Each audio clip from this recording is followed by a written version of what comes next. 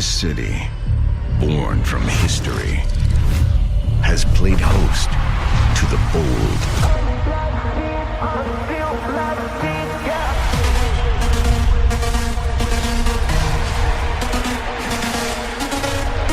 and on Sunday, for the first time ever, this stage is ours. This is an historic moment.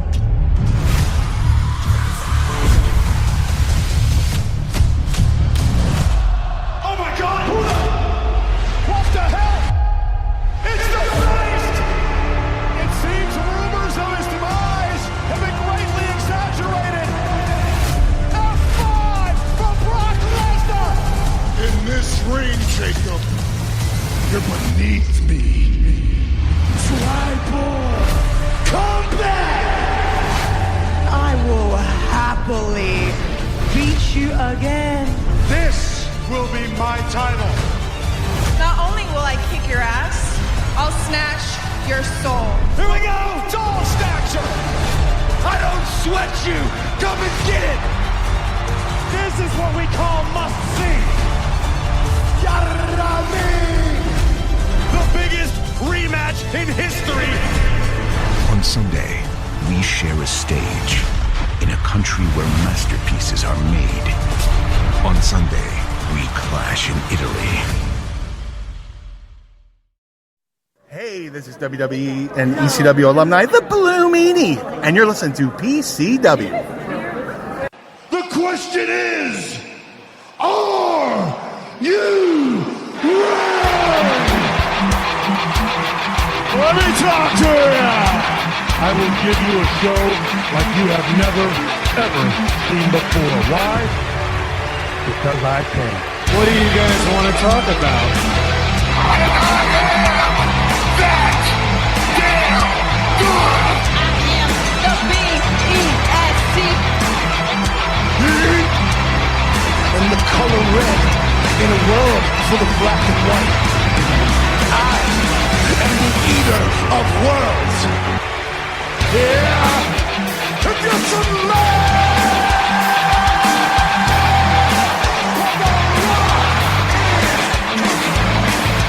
Acknowledge me! The champ is here! But to be the man, you gotta beat the man! And I'm saying, woo! Right here! Hey, yo. The best there is, the best there was, and the best there ever will be!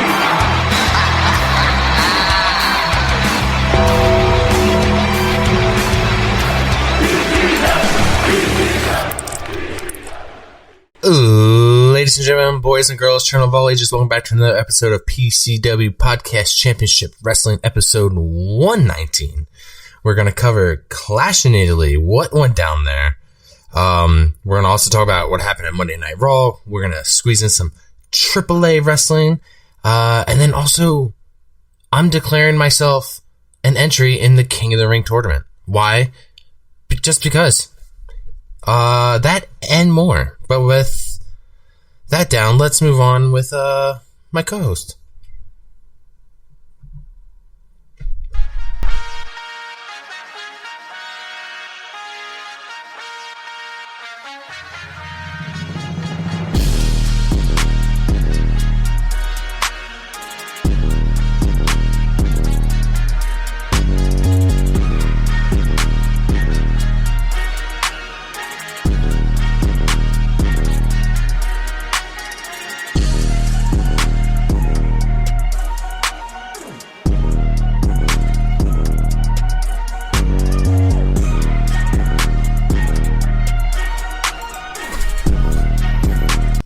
Welcome back, Dre. Yo, what it do, PCW crew? Alright, Dre, I'm just the top of your head, just right now, give me 3 wrestlers who have defeated Gunther. 3 wrestlers. 3 wrestlers who have beaten Top of your head. Top of your head, come on. Sami Zayn, Jey Uso, Cody Rhodes. Alright. We're going to make it harder for the next guy. Alright, here we go. I am Voices in my head, they counsel me, they understand, they talk to me.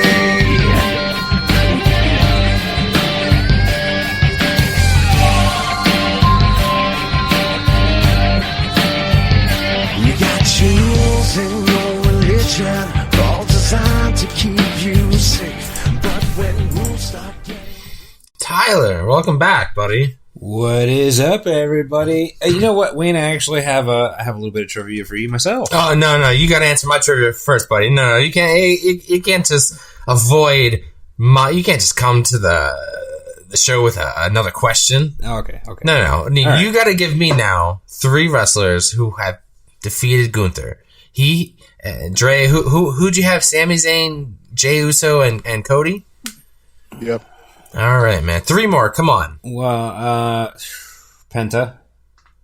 Penta. When did Penta defeat Gunther? Didn't he defeat him to get the Intercontinental Championship? I don't believe so. Nope. I think he did. Nope. Sami Zayn's the one who beat Gunther for the IC title. Yeah, okay. Off the top of my head, I'm drawing a blank at the moment. All right. The handful of people who have defeated Gunther: Drew McIntyre, Okay. Ivan Dragunov, Yeah. Braun Breaker, Ilya Dragunov. Sorry, Braun Breaker. So that's back in NXT days. Then you have Sami Zayn, who defeated him for the IC title. We had Jey Uso, who defeated him for the world title. CM Punk defeated him for the world title. So maybe that's the one you guys were both forgetting. Yeah. Maybe not forgetting, but just didn't pick. Cody Rhodes beat him twice now. We said before there was the... what was that? The Saudi show that they had. You had Gunther and... They were both champions. Was it? Yeah. Crown Jewel. Champions or Crown Jewel, one of them. Yeah. So we've seen this feud in the past already. So it's kind of nice way to segue into this Clash of Italy, revisiting the Gunther Cody Rhodes feud. Well, the whole thing was about, really revisiting old rivalries. Oh yeah, like I said, it's a reclash in Italy. To be honest, a lot of these matches we've seen. Well, not a lot, all of them we've seen before. It's just how they were delivered to us this time. How well the story played out. Did it further the story, or some of these feuds over with? Are they finally moving on? Or, Pray to God. Yeah, or some that we're going to keep going. So, I don't know. Yeah, no Doyle, man. No Doyle. Doyle's must be at another podcast again, covering that other wrestling podcast. What's for you, Doyle? I had another funny soundbite for Doyle, and he's not here for it. It sucks. Can we replace it with my trivia? Yeah. Okay, so what's your trivia? So, per what I've recently learned, given the documentaries that have recently come out about professional wrestlers, did you know that Hulk Hogan once snorted coke off of a hooker's ass in the 80s? Did Hulk Hogan tell that story, or did somebody else? Interesting. Yes.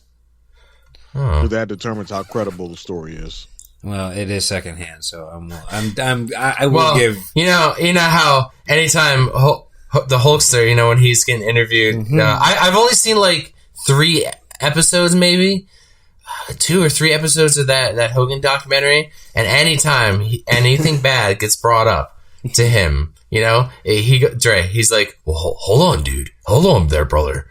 I wasn't there. See that was for Andre the Giant, dude. Hold on there, brother. Hold on, dude. It was oh, putting a lot of shit on Andre. Jeez. Yeah, it was. That's why I asked, did Hogan tell the story about the sniff and blow, or did somebody else? Because if Hogan told the story, I don't believe it. Yeah, if somebody else told it, might have happened. I'm trying to think, like, so far through this documentary, who I've seen. I guess like Bret Hart, fucking wild. There's some of the shit he says. There's there's just some guys that are just like off the cuff, like don't give a fuck, and like they just, there's nothing to hide. I'm trying to think. I'll tell you where all the bodies are buried. Yeah, I'll tell you where all the bodies are buried, brother. Okay, man. Well, hold on, you sound like mom serious. Hold on, dude. Hold on, dude. We're not talking about Jimmy Hoffa or anything like that. Gotta be bodies are buried. Like, okay, I get it. Some stuff is secretive, but there's a lot that by today's standards you're not really gonna ruin by telling anybody. Jesse, Jesse the Body Ventura, he was on there, and some of the shit that he would say, I can't remember, but I knew it was some wild stuff. I was like, oh, dude had like no filter, but but that's what you like about it, though. It's like, not every fucking person has to be friends at work. Right. It's like what CM Punk says, I'm here to make money, not friends. Very good point. Very good point. I still haven't finished the whole documentary. It's like a slow burn, just like that Unreal. Yeah. That WWE Unreal. They're good. I just, slow burn for me. Dre, have you been watching anything wrestling related? Off the cuff? Outside of Raw, SmackDown, yeah, AAA, PLEs, no. Yeah, because we don't have time. Michaels documentaries, pretty much is too much stuff out there right now. I mean, I got a backlog of other shows that I'm trying to catch up on, and plus all the anime that I'm behind on. So, yeah, non-live action wrestling shows are taking a backseat. Yeah. Left turn. What anime are you watching? What anime am I not watching? Oh, okay. All right. Yeah. Got it. Roger Wilco. Yeah, I'm not really into a huge anime fan, but teach their own. I've been an anime fan for as long as I've been a wrestling fan, so yeah. I've read a lot of manga. I have not gotten to watch a lot of like the anime material, but this is a segue off into another. Yeah, don't go too far from wrestling, man. Tie yourself off so you can come back. I just did that. I was like, right there. I don't care if we stray off a little bit off the path, as long as you tie yourself a lifeline so you come back to wrestling. You gotta make it all. Oh, I got one. So we have been watching some of the Marvel movies, getting geared up for Doomsday. So we watched the 2 Guardians of the Galaxy movies back to back, first and second one. And Batista, man, like, who knew how great he would be for that fucking role? Like, I like when he left WWE, like when he left professional wrestling, I was really worried about him. Like, anytime a wrestler goes into acting, not everybody's gonna just make it like The Rock. So, you hope for the best, but not every wrestler becomes a great actor. Like The Miz, Randy Orton, CM Punk, a lot of the Big Show. Some of these guys have tried acting at Triple H, and it didn't turn out so well, but guys like fucking Batista, I was like, damn, this guy's great in this role. And I've seen some other movies he's been in, so yeah, definitely him, Cena, and Rock, top tier wrestling, or wrestlers turned actors, for sure. Well, I'm going to bring it back since we're on the subject of non-wrestling wrestling content. Bring it up once again. Yep. I think I brought it up about a year ago. There is a show, I believe it's on HBO Max. It's an animated show, but it's called Invincible Fight Girl, that I still highly recommend checking out. Basically, it's about a young girl who grows up in a world that is all about wrestling. Whoa. Like, literally the whole world is divided into basically wrestlers and like accountants. People, everything they do is wrestling related. That's like their whole livelihood is just wrestling. And then the people who aren't wrestlers are the accountants who basically just handle the wrestlers' finances. And it's this one little girl who grows up in the world of the accountants, but she wants to be a wrestler. And she eventually does become a wrestler. It's, again, animated show, but it's a really good show. Where can you find this? Pretty sure it's on HBO Max or whatever the fuck they call it now. HBO Go again or whatever it is. It's on the HBO. I'm pretty sure it's on the HBO streaming service. I could be wrong. It was an Adult Swim show, so it might be something else, but pretty sure it's on HBO Max. Okay. Cool. I have to look into that, actually. Because that sounds like a fucking wild plot idea for a show. So. Alright, man. We can move into Clash of Italy. I do have... What, the music? I think I got the music right this time. Ah, damn it.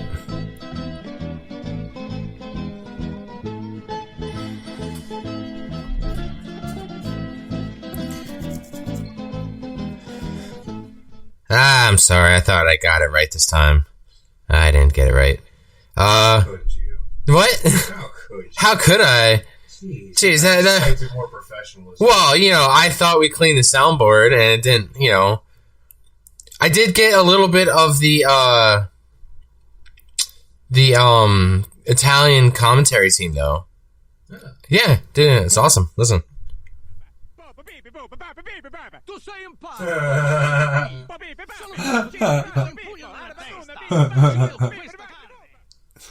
Just a little bit of the commentary team. Favorite Family Guy skits ever. It's like, Peter, I don't think you're really saying anything. Yeah, me and Tyler did get around to watching anything Italian related in Family Guy. And guess what? There is a good amount of offensive things in Family Guy that involve Italian. But I loved it. Perfect amount. There's also a good amount of wrestling stuff too. So take it away, Dre. Clash in Italy is all yours. Okay. So Clash in Italy took place in Turin, Italy at the Enalpi Arena. Does not say how many people were in attendance, but however many people there were there, it was definitely a lively bunch. So, first match on the card, which the first hour did take place on ESPN, because again, clearly that's successful for them. It's working out for them, either ratings or whatever. So we'll see how long they continue to do this. But first match in the first hour was Cody Rhodes defending the WWE Championship against Gunther, with Cody winning by pinfall in a somewhat controversial manner, because apparently as Cody had Gunther pinned, the referee was counting 3. He did not see that Gunther had his leg under the rope, which led to Gunther being quite pissed off afterwards, filing a complaint. And yeah, as far as the match itself, I mean, it was pretty much standard fare. It wasn't a bad match, but nothing special really stood out about it. I don't really remember their match from a year ago in Saudi, so I can't really compare it to that off the top of my head. But in this match, I mean, maybe the best part about it was the liveliness of the crowd, but the match itself was pretty much what you expect. I don't really have any comments one way or the other about anything that was special about it. But Wayne, what were your thoughts on this match? You're right, man. There really wasn't too much special about this. I thought this match was going to go twice as long as it did. It ended abruptly quick, to be honest. But I you know what? The sleeper hold has now become something very exciting when Gunther applies it. I don't know. I think because now we know it's really the end all for most of his opponents. Like the one that retires the guys, the one that it's lights out. Because the second he applied that sleeper hold on Cody, like the crowd just like went fucking nuts every time he did. But Cody found multiple ways to get out of it. This is with the controversial finish. This is guaranteed another rematch, down the road. probably very soon. Because Gunther's just obviously not very happy with this outcome. I mean, but I think we all predicted Cody winning this, so I guess we just move on from here. And I think they're just gonna rehash this because they do have the King and Queen coming up, King of the Ring tournament. So I think there's a PLE between it. I think maybe, or between SummerSlam, we have another one. Yeah, we have a couple. So this could be like a SummerSlam rematch, if anything. But I guess that all goes based on who wins the King of the Ring tournament. But right. I just don't see Gunther just walking away from something like this. I feel like he wants his rematch, whether it be on Raw or the next PLE. So we're not done here. Yeah, or SmackDown. Sorry. But yeah. It's clearly probably not over, obviously, with the controversial finish, but at the same time, where do we really go with it? I don't know that anybody thinks that Gunther's about to take the title off of Cody. No. And, we, like I said, we discussed that small list of people who have defeated Gunther. And if Cody ends up being the guy that no matter how many times he goes up against him, he just can't beat him. And you know who else was like that? Sheamus. Gunther was Sheamus's guy. Like every time Sheamus was faced up against Gunther, he just could never beat him. And there was always a title involved or something. Like he's just the thorn in his side. I think for a while, Seth was that way with Roman. Like Roman, for a while hasn't beaten Seth clean. And just the thorn in his side. So maybe that is his kryptonite is Cody. So maybe if we do get a rematch, Cody wins again for the third time, and then that's the nail in the coffin. Just like, I'm better than you, fucking deal with it. Perhaps. I could see that maybe being a thing. I don't know if it'll be as much of a discussed topic between the two, like it has been with, say, Io and Rhea, where that's clearly part of their dynamic because they've had so many matches against each other, especially going all the way back to NXT and that long history.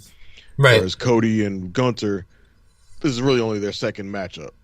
Right. So, yeah, exactly. I mean, but it'll take more for it to, I think, become a major storyline where it's like on that level, but it could become a thing. At least, it's, he may beat him the third time and then they never wrestle each other again for like another 2 years. And then if they cross paths again, they bring up, Gunther's 0-3 versus Cody or something. Yeah, like that. Wasn't The Rock and Stone Cold like that? Like where The Rock wasn't just hadn't gotten over on Stone Cold for like the longest time until he did get that final W. Even though it was mostly WrestleManias, right? WrestleMania, yeah, because he lost. They faced twice at WrestleMania for the WWE title both times, and Stone Cold came out both times. So they did have their Intercontinental title. They did feud over the IC title. I don't know if Rock ever got any wins over Stone Cold then. Pretty sure Stone Cold came out on top in the end, but in between, I don't know. But the main crux of that rivalry was focused around WrestleMania. Yeah, very true. Tyler, let's get your thoughts on this here. Chime in on this. I agree with you in that it was an abrupt match. I mean, 11, a little over 11 and a half minutes, but second shortest match of the night. Yeah. I don't, because obviously when you have PLEs, not every title is put up. So maybe this is one where Cody didn't have to. I don't know. It just felt like an unnecessary match. I mean, it happened, but and Cody won, which yes, Wayne, according reference to what you said earlier, we all picked Cody winning in the preview episode. But yeah, it was. I mean, it wasn't good. It wasn't bad. It was just for me. But yeah, on to whatever is next for either person. Because, I mean, right now, who knows? Wait, does this exhaust Gunther's favor from Paul Heyman? Was that one of the stipulations of this too? Well, I don't know if it was a stipulation, but the favor was that he got Gunther this match. So, oh, okay, all right then. So then that's like something we don't have should be looming around in the background. No, the favor is done. Okay, the favor is complete. That's it. You get nothing. Go ahead, Dre. Take it away. All right. So, next match after this, which was also part of the first hour, was Rhea Ripley defending the WWE Women's Championship against Jade Cargill. A match that went on significantly longer than the Cody Gunther match. This one went on for nearly 17 minutes and saw Rhea Ripley come out on top after hitting Jade Cargill with a riptide after some interference from Michin and B-Fab and a little bit of help from Charlotte Flair as well. Now, this match here, so obviously, again, another rematch because they just faced each other at WrestleMania. And when we talked about the match at WrestleMania, we said that was the best match Jade Cargill had in WWE. I think we were all pretty universal in that sentiment. Correct. This match was even better than their WrestleMania match, in my opinion. This match, unlike the Cody Gunther match, this match felt like a legitimate world title match. This match, it had that weight. It felt like they were fighting for something that mattered, and they were really going after it. Jade Cargill looked phenomenal in this match. You can see how much better she has gotten over these years in WWE as she's gotten more reps. She's got more sense. She got a better sense of ring generalship. She's got a better sense of spacing and her timing and all of these things that happen as a wrestler gets better as they just get more reps and get more matches under their belt, especially more high profile matches. You can just see how much better she is. Even in the one spot in this match that was, I guess you could somewhat count it as a botch-ish, wasn't on her. And that was when Michin and B-Fab came out there to interfere, and Jade was getting pinned, and Michin went to reach in to try to pull her leg over the rope, and basically just didn't get her leg, which I won't even really blame Michin for that. Michin is short; she just couldn't reach her damn leg. Maybe B-Fab should have been the one, even she's the taller one with the long arms, should have been the one to reach in there and grab the leg. But that was like the only mistake that happened in this whole match. Mm-hmm. Right. Whatever. There was the talk in the past about, Rhea and Jade maybe not liking each other over the social media things back and forth they had then. I really hope that they've worked that out and gotten past that and moved on and have a better relationship because those two have some real chemistry in the ring. Again, this match is the new high point for Jade in her career in WWE. This is the best match she's had. This one exceeded their WrestleMania encounter easily, and this was a really good match. Where you at on it, Wayne? Dude, I have to echo what you're saying here. Simply the best match of her WWE career thus far. Maybe it's because she's found somebody who can work with her, who can make her look good, who can help her, basically somebody around the same size who moves just like she does. I mean, who's just as like an equal almost in the ring, who could show her how to present herself and move herself in that ring. Because I think we had that problem with Raquel for a while. Like, Raquel, forgot that she's, like, a big-ass bitch. I'm like, Raquel, you're, Like, you're almost like 6 foot compared to all these other women. Like, you're a big girl. Like, you gotta start moving like one. Start using your size to your advantage. You know, other wrestlers up and coming are starting to do the same thing. Lash Legend, you know, like, these are bigger women. You know, like, start moving like one. And like, man, Jade, the way she like picked up Rhea in this match, and you know, a lot of the cool spots were anything outside the ring, on the ring apron. There was a lot of cool spots on ring aprons from both Rhea and Jade. A lot of cool moments. Was the B-Fab and Michin necessary? Absolutely not. You're telling me that Jade couldn't put her own leg up on the rope? That would have been so much better, I think, than having interference. I mean, come on, you flew all the way to Italy, right? Can we use you for 5 minutes? I mean, damn, that's rough. But hey, they got some TV time. I don't know. Are we gonna continue this feud? You know, this is Jade again. It looks like Jade just can't beat Rhea for this title. And it's funny because now Rhea has the help of Charlotte and Alexa Bliss, which is kind of odd because I find it very weird because you got, just looking at the career of Alexa Bliss, Charlotte, and Rhea together, like those amount of titles combined, and then you're going feuding with, you know, obviously Jade Cargill, but, you know, Michin and B-Fab. Like, it's just, I don't know. I'm just not buying it as a challenge. But, you know, it's team versus team here. But, yeah, I mean, great match for both of them. It wasn't long. I don't recall how long it was, but, yeah. Almost 17 minutes.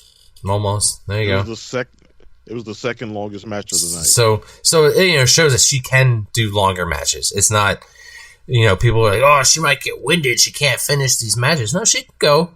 She can go, you know, 10, 15 minutes. So that's great. Kept us nice and entertained for 10, 15 minutes. Tyler, what did you think of this match? Make it 3 for 3. I agree with everything that the both of you said. It was a better match for Jade. Probably the best I've seen her move and operate since I've really like sat down and watched her matches. There were a couple spots where she still had, like, you know, she's still working on polishing and refining her moveset. So that was evident here and there, but it wasn't like it didn't kill the match for me. I think they had a great match. Second best match of the night, probably, I'd say. Maybe third. But yeah, 16 minutes, 57 seconds long, you know. I don't know why it seems hard to forget that it was that long. But yeah, Rhea, you know, defended her championship, and hopefully we, you know, just like Cody and Gunther, we can see her go on and do something different, and we can leave Jade and her little posse to, you know, stew and get some experience and level up in the background. You know? But yeah, it was a good match. Glad Rhea won. Cool. Alright. Hey. So yeah, we can move on from that. Next matchup after was Brock Lesnar versus Obafemi, Part 2. This match was 6 minutes, 21 seconds. So, what, 2 minutes longer than their WrestleMania encounter? And straight to the point. You know, Brock tried to jump on Oba from the beginning and hit him with an F5, kick out, hit him with another F5, Hit him with another F5. Some action on the outside. Another F5 on the outside. Thought he had Oba for the count out. Oba got up, got back in the ring. Brock looking at him like, what the fuck do I have to do to beat this guy? Oh, I don't know. Hit him with another F5. Ultimately, it took 7 F5s, but Brock Lesnar did finally get the win. So now we're tied up 1-1 with a very obvious, probably rubber match to come in some point in the future. I mean, for intensity and action, and the crowd really helped elevate this match because they were on 100 from the beginning, singing Brock Lesnar's entrance theme, like a theme you didn't think could be sung. Italy found a way to sing it. And then going all in on Oba's entrance and everything. So it was intense. It was fast-paced, a lot of action, and Lesnar got the win. I mean, I don't know what much more to say about it. I'm still sick of Lesnar spamming moves, the same move over and over again. Like, I know he can do more. He just chooses not to. And that irks the shit out of me. Fulfills the contractual obligation. But I know people were plenty entertained by the match for what it was. You know, it delivered what it needed to deliver and got across the point that it needed to get across. Get these two tied up so that way we can set up the rubber match tiebreaker, presumably at SummerSlam. Where you at on this one, Wayne? Dude, you're right. Like, the way the Italians found a way to sing Brock Lesnar's theme music, I never thought I'd see the day. The past few years, these global tours, these shows have found, these fans, the WWE universe has found ways to make certain wrestlers their theme music, like, to sing along, like, to make, you know, not every theme song was that way, but now people are singing to Randy Orton's music. You know, that was never a thing. Now people are singing to Brock Lesnar's music. Like, what is going on? I love it. I love it, man. I love it. And you know what? Brock loves it as much as, you know, he tries to put on that face. But, you know, you see his face, he smirks. He's like, all right, this is cool.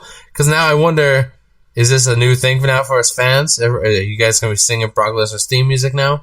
But yeah, this match went on a little bit longer. So I'm hoping by the third match, it'll go 3 times as long.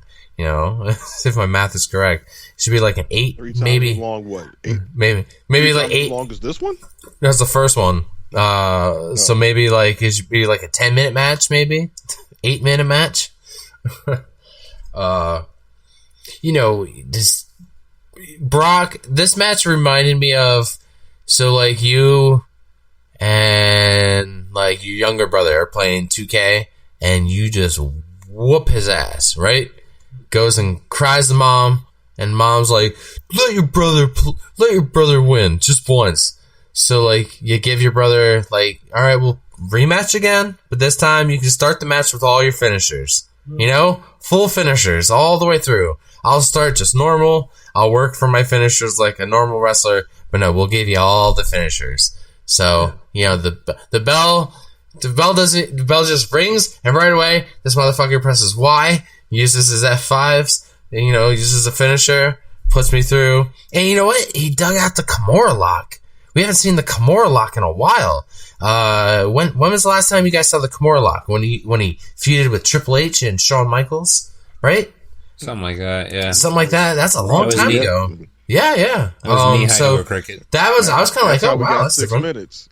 6-minute mark. The Kimura lock. Yeah, you need a hold, right? Because, bro, oh damn. Yeah. So we saw the Kimura lock. We saw Brock put him through a table. He put him through a table, and then he got up and immediately walked into that ring. No sold it, but then immediately got F5'd again. You know, okay, so, you know, Oba did give like a promo the night after. We'll talk about where he's going to be, but he, referring to him and Brock, he said, I'll see you down the line. So, I'm expecting, now that he's busy with something right now, I can see Oba versus Brock, maybe SummerSlam, one more time, Minneapolis, Minnesota. Right? And this is where he finally retires. If he's the one who does it, and he retires him there, we don't do this whole Gunther thing. We just, fuck it, we get Brock and Oba one more time. I think they're kind of off. Hopefully, they're off the Brock Gunther thing. I like this Brock and Oba thing is cooking way too much. Like, right? It's more interesting. Exactly. Nobody gives a shit about Gunther getting involved. A Gunther Lesnar match, like, nah. No, Gunther's got his own problems. Unless they do something stupid like run back Gunther Oba real quick at like whatever the Saudi show is, Clash Night of Champions or whatever it is. Yeah. Unless for some dumb reason they run the third match then. Yeah. Which then would wrap up that feud and free Gunther up to face Lesnar at SummerSlam, which if it were me, I would not do that. I would save Gunther and Oba Part 3 for SummerSlam and let that be, one of your marquee matches for one of those nights. All right. Well, let's see how it cooks, man. You could let that main event night one. If we're getting to that point, it's building. It's building to a better feud. SummerSlam is going to be the Brock Lesnar's retirement that everybody is expecting it to be, right? Then let it main event night one, and then once Lesnar loses, the rest of the show can be his farewell, and that's how you close out night one. I'd rather that than another notch on Gunther's retirement belt. Yeah. All right. All right, Tyler. Let's get you in on this. Yeah. It was a good match. Very physical, intense. I think this is the first time where I got to continuously be surprised and laugh at the surprised looks on Brock's face. Just like when Oba Femi would kick out of stuff, and Brock Lesnar's in shock. Like, what the it was hilarious every single time. Which, I say every single time, but I think it was like only 3, maybe 4 times I think he attempted to pin Oba Femi before, succeeding. But it was a really good match. 1-1. And looking forward to SummerSlam. I think it was a good test for Oba Femi to see if he can handle the loss. So I think he did well, and he'll come back and he'll get Brock. Probably have a few tense interactions, much like leading up to WrestleMania.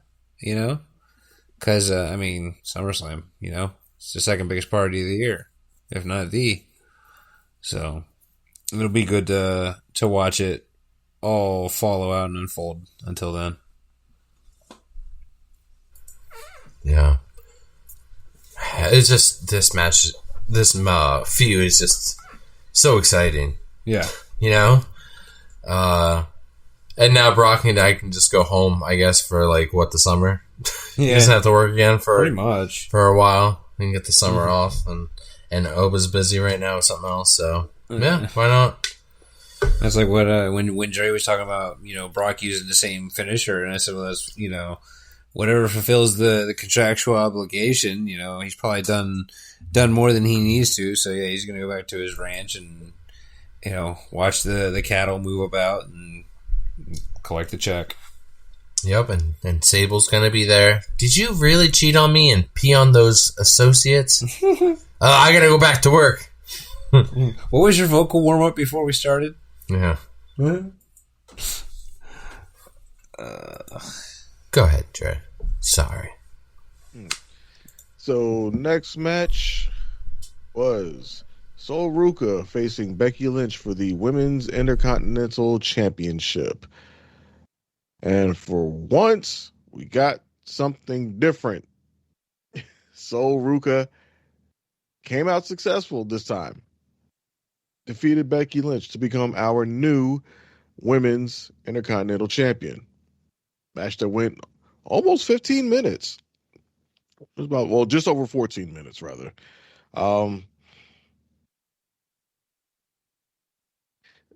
It was a good match. Again, it was better than their previous encounter. Definitely, we didn't finally didn't get any bullshit and much in this match.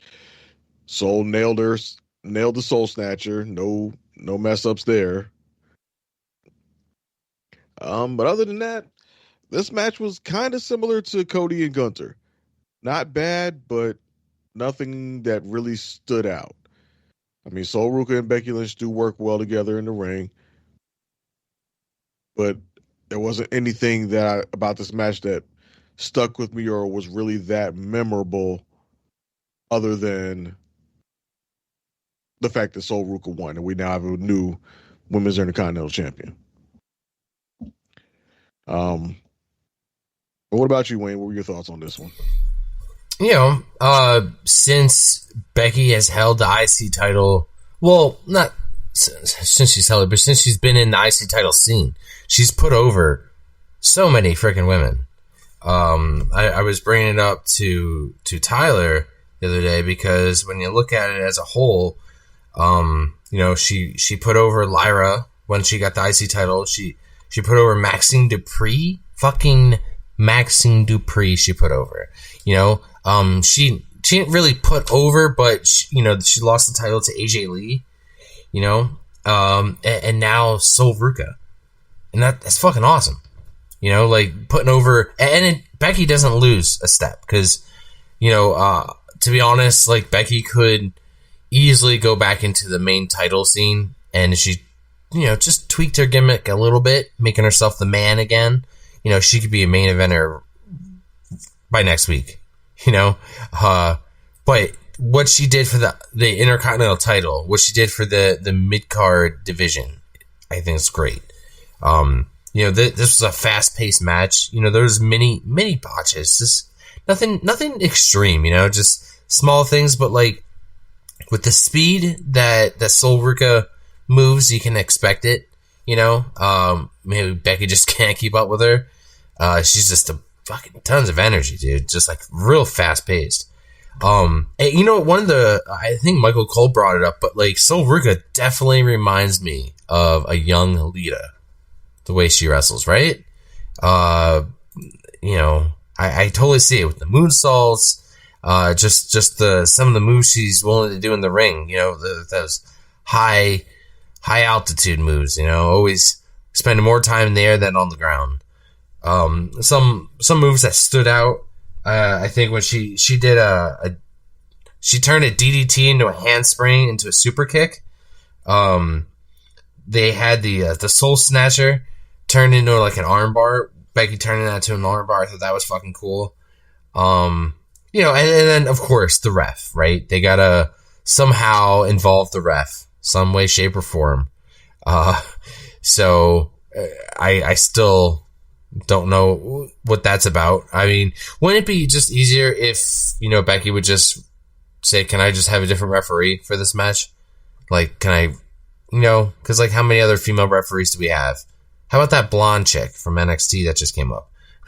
That's a good referee. How about ask her? Maybe if you don't have problems with her, why? I don't know. So where does Becky go from here? Right? Could she just go right into a tournament of some kind, or whatever's ahead, or maybe in the world title scene?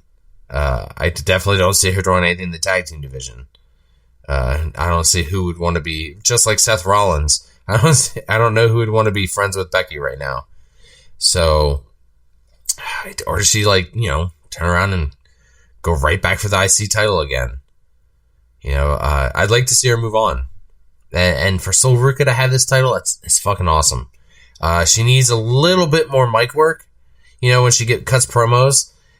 Me and Tyler were watching one from Monday Night Raw, and she kind of gave off Liv Morgan vibes with her, heavily, right? The looks, so what you had said earlier, the go looks ahead. of Lita but the voice box of Liv. Okay, so if you were to create a character, yes, you would mix Liv and Lita together, and then you get Sol Ruka. Throw you go. Throw a blowfish in there, and boom, you get Sol Ruka. For the surf vibe. Yeah, all right, man. All right, well, do tell, Tyler. How did you feel about this match? It was really good. I was happy with her first. Well, no, this is not her first PLE. I guess maybe her first singles PLE. On the main roster. I know she did Royal Rumble, but that's, multiple contestants and all that and whatnot, jazz and hippity hoopla. Anyway, the match was really good. What a way for her to win the women's intercontinental title and, start her first era in on the main roster. Becky, I'm looking forward to seeing what she does next. Please, when you come back, switch up the persona. I don't want to hear about how everybody's saying this, that, and the third. I don't care. Something different. Still here for it. I'm just toasted on it, But hey, she held it down. Like Wayne had mentioned, she put over a bunch of fellow competitors, and here's to putting over Sol, and hopefully this goes on to be a long and successful title defense for her. 14 minutes and 2 seconds long, which we forgot to mention too earlier. Brock Lesnar and Obafemi's match, shortest of the night, at 6 minutes and 21 seconds. So, I brought that up. Did you? Oh, I apologize. Yeah. Sol and Becky's. I think it was a classic. I don't know if it's one that'll go down in the history books as like the greatest of all time, but it was a good match. So I was happy with it. Good. As long as you're happy, that's all that fucking matters. Thank you, sir. Appreciate it. Just so you know, I'm looking out for your happiness too. I'll say in my opinion, I think would be the next good thing for Becky Lynch to do. And you might not like it because you're already tired of her current iteration, Tyler, but I think this iteration of Becky Lynch with the Money in the Bank briefcase would be fun. Ooh, you know what? I hate that you're right. I hate that you're right. Nope. I have bigger plans for the Money in the Bank briefcase for another female wrestler. Oh, really now?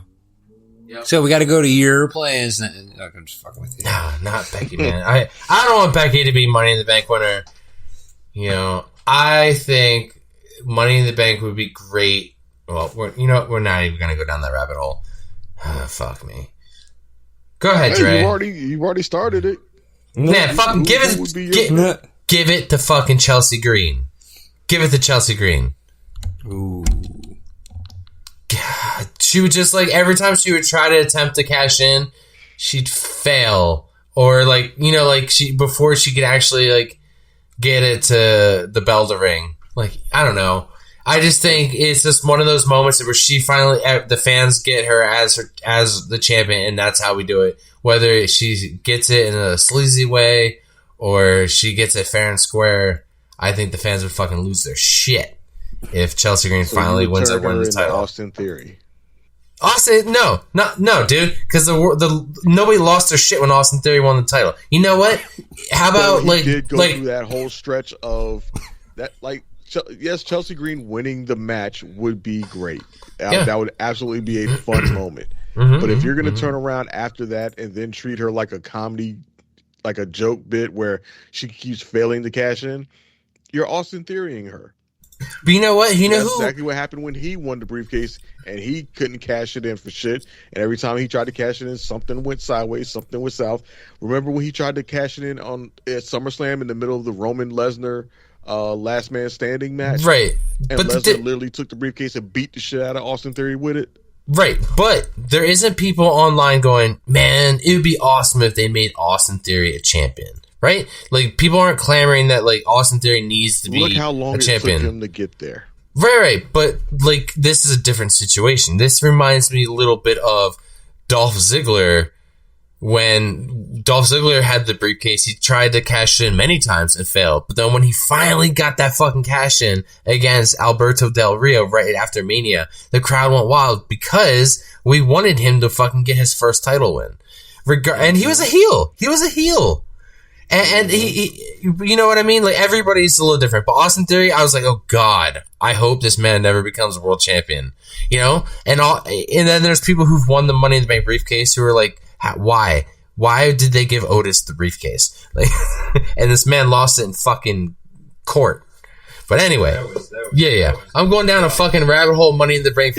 No, even with the Dolph Ziggler example, traded for a good moment, but it didn't translate to anything sustainable long term. Right. It was just like, okay, here for the good pop, cool. Back to the mid card with you. I just think. I want Becky, more than that for Chelsea Green. Right. I want Chelsea Green to be seen as a legitimate, sustainable main eventer. Back to Becky. I don't know that the Money in the Bank briefcase is that path for her. Whereas Becky Lynch with the briefcase, she's Becky fucking Lynch, so she's always going to be a threat to anyone who's the champion. Right. And for her to be able to parade that thing around and talk so much smack, and then whoever's the champion on Raw or SmackDown know that they have this woman looming, right, and waiting to capitalize on any moment. And then when that moment comes that she finally does, it's going to mean something. It will mean something when whoever's the champion, babyface or heel or whoever, and Becky Lynch shows in like, I'm cashing in now. You know that person's in trouble. I think that's a way to have Becky Lynch with something without feeling like you have to force a title on her. Mm-hmm. Well, Dre, you got until Sunday, September 6th at the Smoothie King Center in New Orleans, Louisiana to get Becky Lynch some Money in the Bank. But Sol Ruka. Wait, actually, now that I bring this up, Tyler, I know this one. There was different picks for this. Who won this one? Ooh, very good question, sir. I know I picked Becky. I know I was wrong too, right? Yeah, I said I wanted Sol to win. I'd be happy if she won, but I picked Becky to win. Yeah, both of you did. This is one where Doyle and I agreed and broke rank for a change, and we were both correct with picking Sol. So, hopefully, please, Sol, please don't let my pick go to waste. All right, like they did with Randy Orton and Cody Rhodes at WrestleMania. Please don't. I think she'll do good with the belt. I can see her being a fighting champion and putting on good matches each week with and I don't know who her first major feud's gonna be with, but until she reaches that point, I can see her just having good matches every week defending against whoever. I already know right where they're gonna go to. And then one of the first two, I'm gonna say two. One of the first two people, if she does an open challenge, is gonna be Bayley. Because what pay-per-view was it? A Saturday Night Main Event with John Cena's retirement match. Back in December, the John Cena thing. Yeah. They had the 1v1. Yep. And Sol Ruka defeated Bayley in that showcase. So you already have that to, start off with. So, looking forward to it. Let's see what happens. All right, so y'all ready to talk about the main event of this show? Not necessarily this weekend, but this show. Fatu Yarmin. Yep. All gas, no Roman brakes. Reigns versus versus Jacob Fatu in the tribal combat for the World Heavyweight Championship and position of Tribal Chief. This match went on for damn near 28 minutes, far eclipsing every other match on the card in terms of length. Like, Jesus, they got 10 minutes more than anybody than the second closest match, which was Rhea Ripley and Jade. And I don't have much to say. Well, Roman Reigns won, duh. So Jacob had to acknowledge him, which he did do on Raw Monday in a pretty strong segment. Like, you know, Jacob was good. He was very emotive when he did finally acknowledge Roman. So it'll be interesting to, I guess, to see where that storyline goes with with Jacob being Roman's subordinate or pit bull. I mean, is he just gonna treat Jacob as like a pit bull that he sicks on people, or is he going to, like, quote unquote rehabilitate Jacob? Is he gonna show Jacob the good life of, like, yay, you here in the bloodline, you family now, welcome to the good life, all that stuff you wanted, you got it now, you just keep acknowledging me, you ain't got to live that way no more, you know. But we'll see how it goes from there. I don't have much to say about the match itself because I missed about half of the match because apparently Netflix is getting hip to the VPN game. Because I was watching this thing VPNing on Netflix through the web browser. Oh. And the whole PLE went just fine. This match came up. Jacob came to the ring. Roman came to the ring. And right before the match was about to start, right, went away. Message on the screen. It appears you're using a VPN. Please disable that and return to the home screen. And no matter what I could do, tried to do, disabling it, re-enabling it, closing the browser out, restarting it, could not get back to this PLE on Netflix. So, had to raise the banner and set the sails. And go the good old-fashioned true pirate route. So I came into the match about halfway through. Okay. I'll say right before the spot where Roman smashed Jacob's hand with the toolbox. Right around there is where I came into the match through the end, and from then it was a standard fare. It was a good match. I mean, Jacob and Roman were beating the hell out of each other. They were hitting each other with everything that they had. No holding back. I think the best thing about this match is the fact that it remained one-on-one. Nobody got involved. No Usos. No nothing. We didn't see any of them till after the match. Right. When they were leaving and you saw Solo, Tama, and Tala on the side, the MFTs on the side. And then they're walking off, and Jacob and Roman's says to this Jimmy and Jay, like, they're next. We got something for them. So does that mean that we're about to revisit Bloodline versus MFT? Hope not, because they do not come off as credible threats. No. Even if Jacob is the proverbial prize or the linchpin between the two. Just don't see how that becomes compelling, but I guess we'll find out, perhaps. But what were your thoughts on this one, Wayne? Did you watch this live? Like at 2 p.m. I think it was on Sunday? Yeah. Oh, okay, yeah, so do you think, because we watched it later at night, and we didn't have any issues, and we were doing the VPN route via Netflix, because it's just because of what room I was in. But yeah, we had no issues. So I wonder if you would like wait. Yeah, maybe the live game. Do you change countries? Do you say you're from Canada, or you're from the UK? No, I have had to go to Asia to watch it. Yes. In the Americas, it sometimes doesn't work. If I go Europe, it doesn't really work sometimes. So I usually because I use the Opera web browser because it has a built-in VPN. So yeah. And with that built-in VPN, I usually have to say I'm in Asia. Right.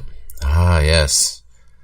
Ah, Dre-san, welcome back with your VPN. Yeah, I like going to Canada. It's not too far away, you know. But sometimes when Canada doesn't work, I fly all the way to the UK to watch my shows. You know, whatever we gotta do. Whatever we gotta do to get it done. Because many apps. Many apps if we want to catch everything. And you know what? It doesn't really affect if you have ESPN Unlimited or ESPN Plus. I guess that, you know, we get the... Hold on. Motorcycles going by my house. God damn it. And that's another thing I refuse to fucking pay for because... Yeah. Because I pay for YouTube TV. Right. YouTube TV they announced last year that they have a deal worked out with ESPN that we're going to get it as part of the YouTube TV. And they said that, you know, we won't be able to have it integrated fully until the fall, which I think is bullshit. It's just a way to try to fleece more dollars out of people to drag this shit out longer before they get the full ESPN integration with YouTube TV. Because I guess among all the live TV streaming services, like, you know, the Hulu Live TV, Fubo, YouTube TV, whatever other ones are out there, I think YouTube TV is the largest one or has the biggest subscriber base. But either way, ain't no reason for this shit to be taking this long. Even if the full integration with the YouTube TV service can't be done to the fall, what the hell that got to do with ESPN Unlimited? You can go on there for ESPN and try to sign up for there, and they have the little drop down, you know, select your provider. You got Xfinity, you got Verizon, you got Cox, you got Spectrum, AT&T, Uverse, all these ones that you can sign in with who already have deals worked out with ESPN Unlimited. And you can sign in through that provider with your credentials, and boom, you get ESPN Unlimited. What is so hard about y'all just adding another one? YouTube TV. Sign in with your YouTube TV credentials, boom, here's ESPN Unlimited. Enjoy it this way until we work out the shit with the YouTube TV app in the fall. That ain't that fucking hard. But no, y'all motherfuckers want to be greedy as hell and do it this way to try to get people to keep paying for ESPN, and y'all can kiss my motherfucking ass. I'm sailing the seas until y'all get this shit right. Y'all ain't getting a dime out of me. Okay, here you go. Go fuck yourself. Go fuck yourself. There you go. Basically. You sound very angry.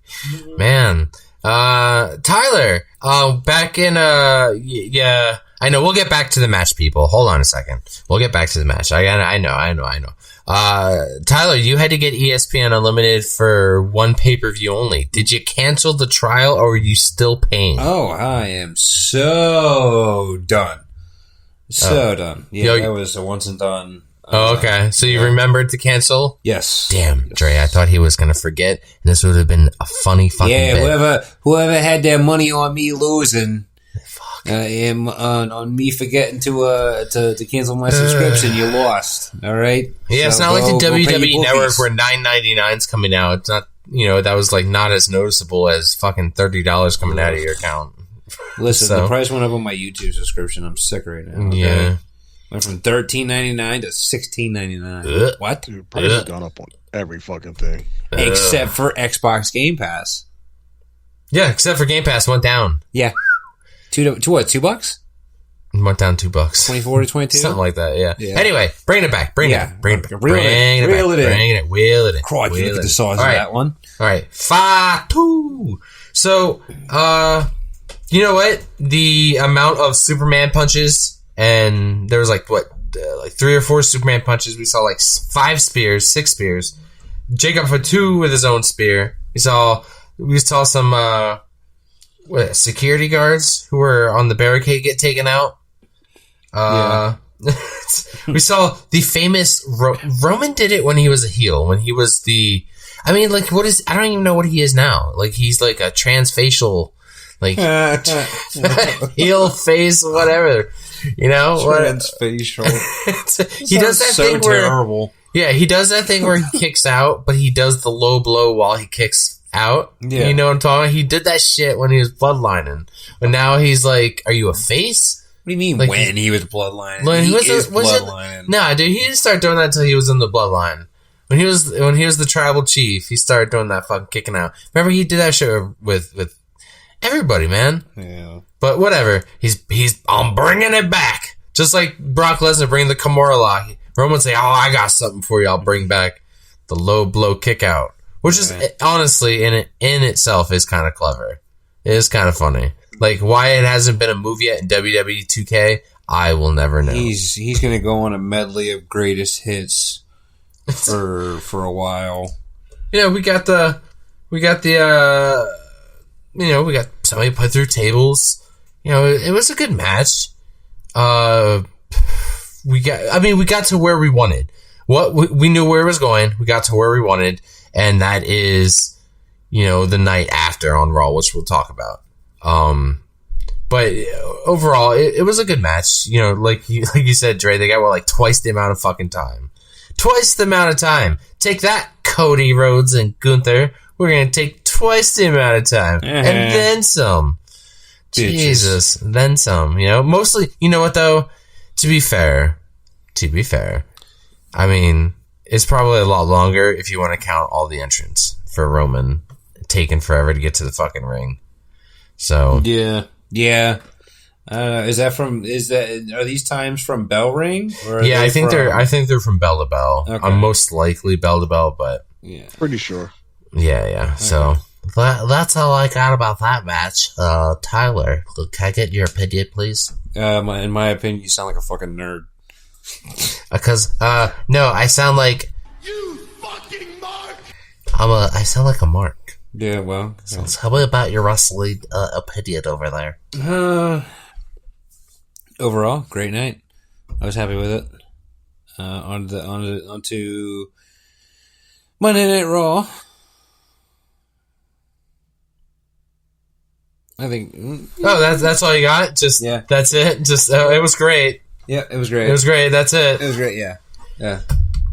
Okay, so we ain't jumping to Monday Night Raw yet because the weekend was not over. It was not fucking over. Oh. It was not. You know what? In fact, it's good with all these matches. We could talk about how good they were, how they were. Some of them were better than the previous encounters, and all this, that, and the third. Right. But with all 5 of these matches, nothing compared. Nothing at all compared to what was the true main event of the weekend and the best match that happened over the weekend. How dare I? Which I apologize. Took place at AAA, Noche de los Grandes or something like that. Yeah. Off the top of my head, but Noche de los Grandes.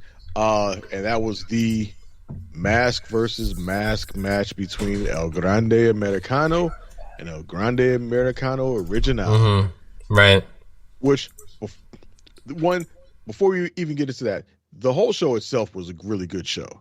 I don't know if y'all watched the entire show or just the match itself, but the show itself, again, was really good. Like the first match between Laredo Kid and Rey Fenix for the AAA Cruiserweight title, banger.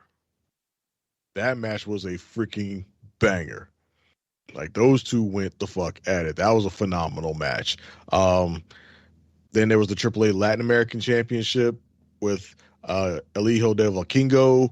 He defeated Dr. Wagner Jr. via pinfall. New champion. War Raiders defeated Pagano and Psycho Clown. So we got new AAA tag team champions. Right. AAA, look out here doing shit that WWE can't seem to do. Change champions. Just because, like, they ain't got to save it for the big show. It's like, motherfucker, all the titles changing. All these title matches resulted in title changes. Before we got to, again, the match we're going to talk about now, the main event, Grande Americano versus Original. I'm just going to say it right now. This is definitely a match of the year candidate. And as far as I'm concerned, this is the second best main event that WWE has put on all year, counting every single show that they've had: Rumble, Elimination Chamber, WrestleMania, Backlash, Clash, Saturday Night Main Events, counting all of them. The only match I put above this one this year is Roman CM Punk from WrestleMania Night 2. This match was that fucking good. These two put everything into this match. And to think about where we were where we started this shit. This is Chad Gable deciding he wants to learn the ways of lucha and comes up with this ridiculous concept of El Grande Americano and is treated as a joke. Treated as an absolute joke. Nobody's taking it serious. Everybody thinks it's stupid. People are mad that, like, y'all can't do nothing better with Chad Gable than this dumb shit right here. Then, lo and behold, he gets injured. He's out for months. And rather than letting it die, they say, hey, Ludwig, come here. Try this on. Oh, shit, it fits. You, kid. All right, looks good on you. All right, you're doing this now. Here's... Like, damn. Yeah, you better brush up on your Spanish. Yeah, then we're like, damn, man. Now they got Kaiser doing it, and again, not being taken serious at all. The whole time, Undertaker sitting down there in Texas and Mexico, looking at this shit like, well, hey, let me get a hold of him. I know what to do with him. Gets him down there in AAA, and all the props in the world to Ludwig Kaiser, because he put his all into this character, and he made it work. He fully committed to embracing the Lucha Libre, embracing the Mexican culture, embracing the people, all of it. And he got over as fuck with these people. And then Chad comes back, and now we doubling up. The original versus the new one, where here in the States, people are siding with Chad and booing Kaiser, but down there in Mexico, they're cheering Kaiser and booing Chad. And the Mexican people are clearly way more invested in this feud than we are in the States. Like in the States, it's like a mid-show segment on Raw, and people are like, yeah, whatever. Down there in Mexico, they like, oh, hell no. Grande Americano, we riding with you. Original, eat a dick. Like, they are fully invested. This man became a folk hero down there. Mm-hmm. And it all culminated in this match. The pageantry, the entrances, the pops that Kaiser got. Like, yeah. And then the match, and then once the bell rang, the match itself delivered. Yeah. We got the blood, them trying to rip each other's masks off, so they're both looking rough and ragged. Chad Gable just leaking all over the damn ring. We get, the Creed brothers coming out and interfering in the match. We got, I don't remember the name of the redheaded person that came out in the match. That person interfered. Right. Yeah, Tyler Bate and Pete Dunne come out and get involved in a match, and one of them jumped off the freaking balcony onto the others, and you can get to the final finish where Kaiser comes out on top. He wins. And then Chad Gable gives this heartfelt speech, still in character, reveals himself like, all right, I'm the original Chad Gable. And everybody's like, I never knew. But even the fans in Mexico give him an applause for his efforts. And low-key, he'll probably, if he comes back in AAA, he'll probably be a baby face like a motherfucker when he comes back. I could see him coming back to a huge ovation from them because of what he pulled off here. But Kaiser is El Grande Americano. You got to tip your hat to him. He took absolute shit and turned it into a diamond. An absolute fucking diamond. Undertaker cooked with this one. Absolutely cooked in the booking of this. about that one at all. Yeah. Dude, I caught this, for sure. I caught the whole thing. I told you AAA's been pulling me over, man. I mean, it's not that long of a show, so like you have my attention. And it's so fast paced too.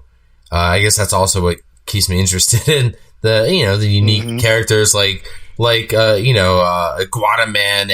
and we have Ray Phoenix over there. We have Psycho Clown. We have the fucking War Raiders. The War Raiders. Who knew? Dre, last year, if I would have been like, hey, you want to know who the AAA Luchador Tag Team Champions are going to be next year? The fucking War Raiders. You'd be like, yeah, okay. I'm like, no, seriously, the War Raiders. Like, I wouldn't believe you either, personally. Like, they're going to come out with lucha mask and everything in the beginning of their entrance. You're like, no, they're not. I'm like, dude, seriously. They're going to be on a PLE. Lucha Wrestling. You wait and see. And the main event is going to be, an American and a European who are going to pretend to be luchadors. An American and a European. Yeah, I think, something like that. Like, but no, it just like the whole idea would have just blown your mind a few years ago.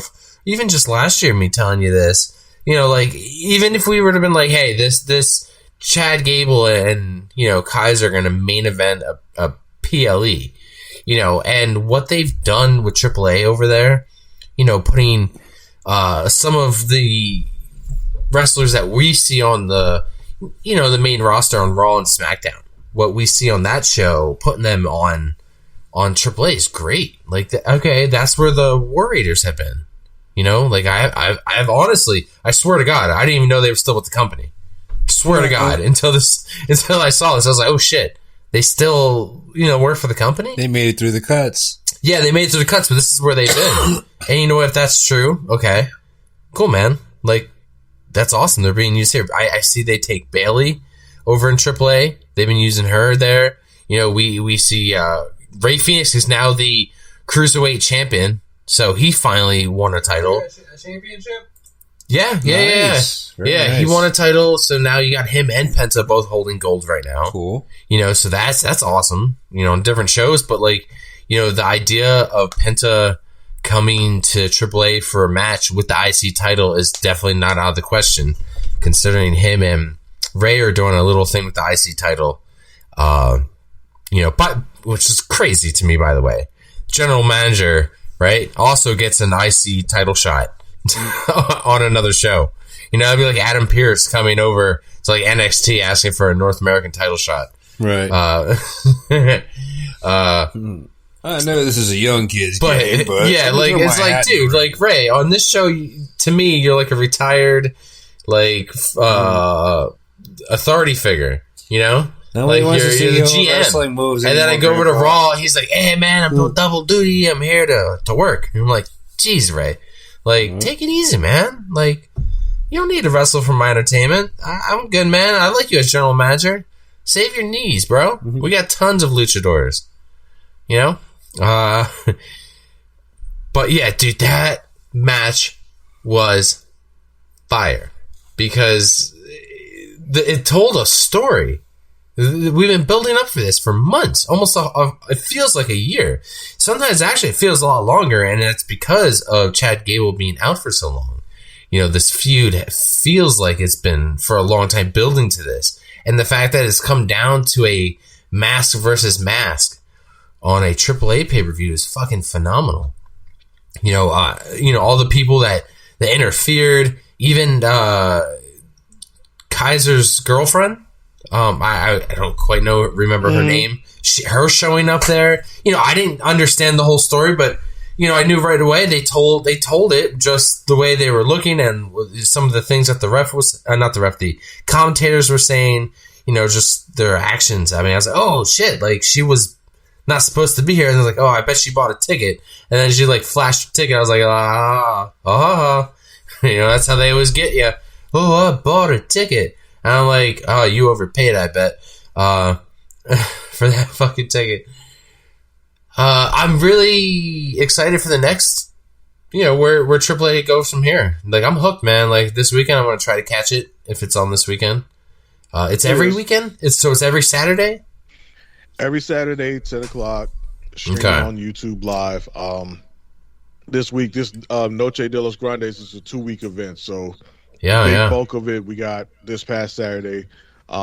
This coming Saturday will be the second week of it, which will be the second half of it, basically. I don't know how many matches that they have slated, but I know they've got 2, which is the one is the women's 6-women tag match with Bailey, Lola Vice, and newcomer La Catalina taking on Las Toxicas, which is Flamer, who I believe is their women's champion, La Hiedra, and Maravilla.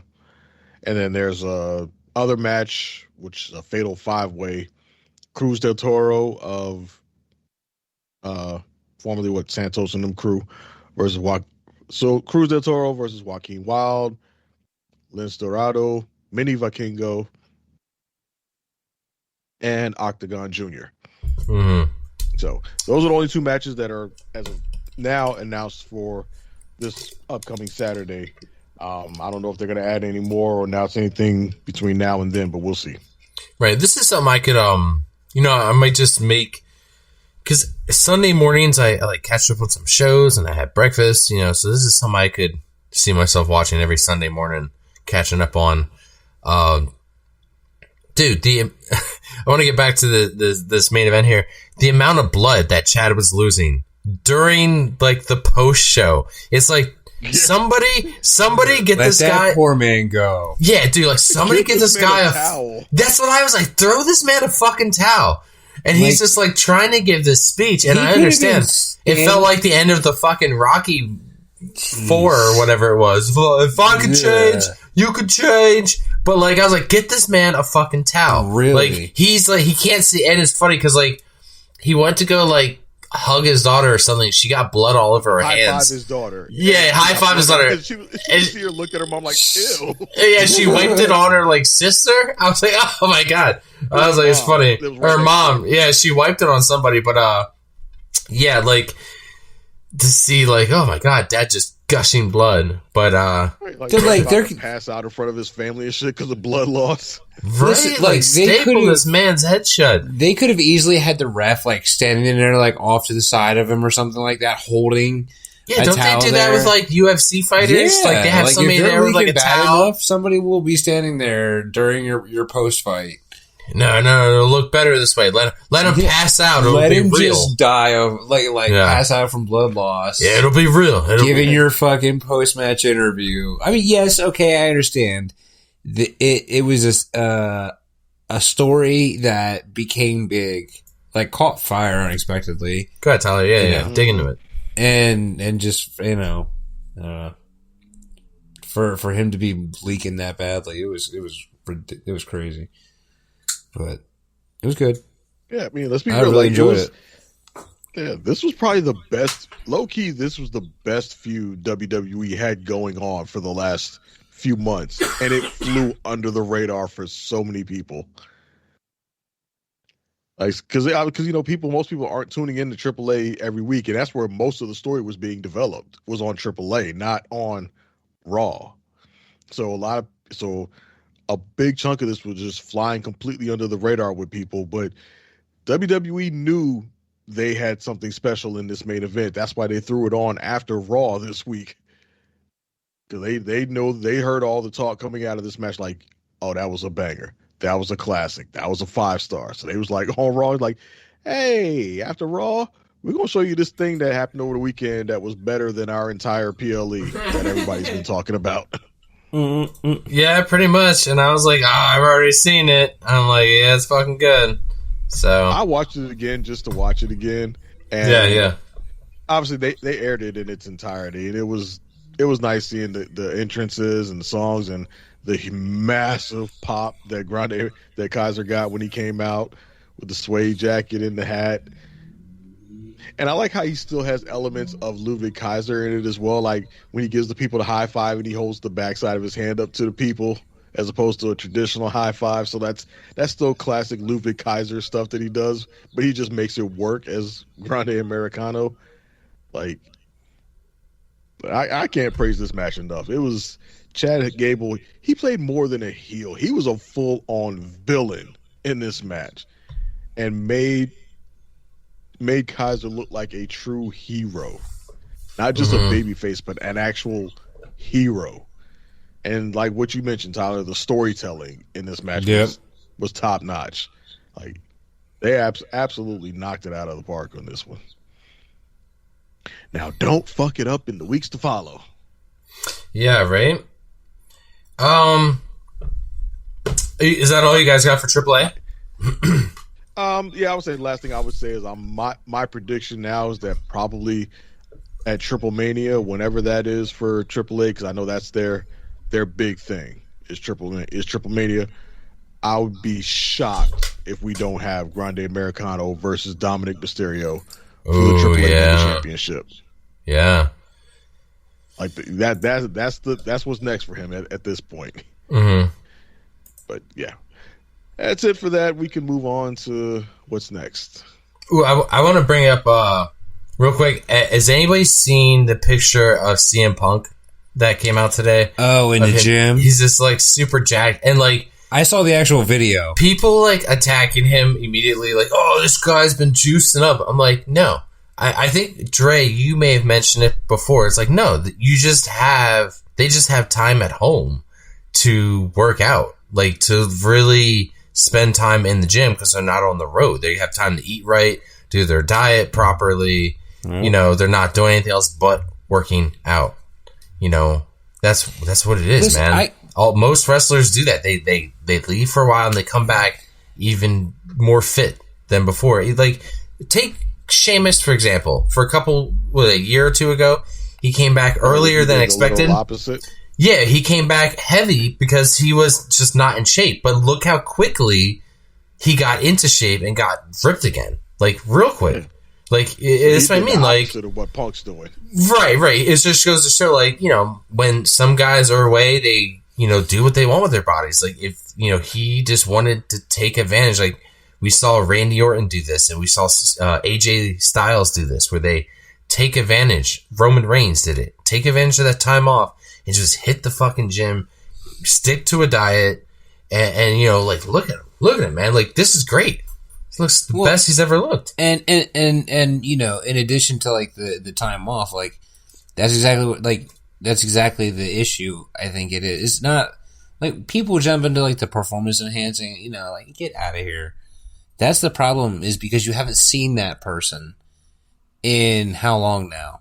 You know, he's been off television, and, you know, him and AJ have been doing their own thing. And when you haven't seen somebody, you know, like, okay, you can remember the idea of them, and, you know, it might be hard to forget, like, what they actually look like.